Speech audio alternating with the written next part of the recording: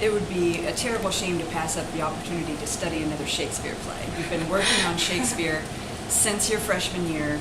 Of course, you did one in British literature, whether that was 10th or 11th grade, and now you're prepared to read a much more nuanced and subtle play or story about power in Richard III. Macbeth and Othello, the plays that are traditionally taught at 10th or 11th grade, are about really obvious villains. They're just evil guys. There's no debating that. Richard III is a little more interesting, and he's a little more like the real characters that you might encounter in the real world. So I think it's a great choice of how to expose seniors to the kind of subtle political undermining of morals that can go on. Well, I think it really helped me, especially with like Shakespeare when we read Richard III senior year.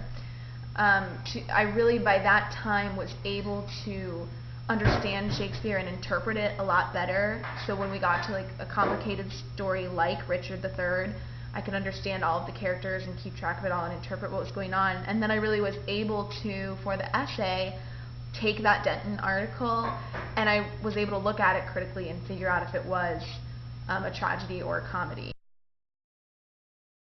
Familiar with is How Much Land Does One Man Need by Lev Tolstoy. And this is a great parable that anybody can grasp that still has some very complex messages about greed, right? It's about one man who's offered the opportunity to take some land, and he keeps reaching and reaching for more and more, not realizing that he is overreaching his limits.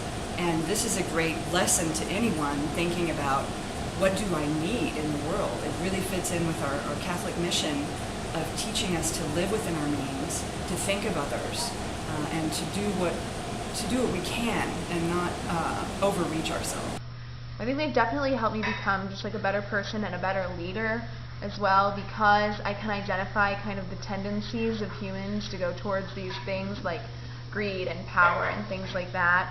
And it's helped me be able to identify that and like stray away from that and understand kind of humanity better in that way. The Ursuline characteristics have done a lot to help me transform myself into the best thinker, leader, nurturer, and prophet I can be, especially through the role models in the curriculum here. St. Ursula has prepared my daughters to be leaders by helping them understand the values of Angela Merici. It's through these values that they have shown me that they can care for other people before themselves, and that they work hard to do their best all the time, and in the end they have proven to be very responsible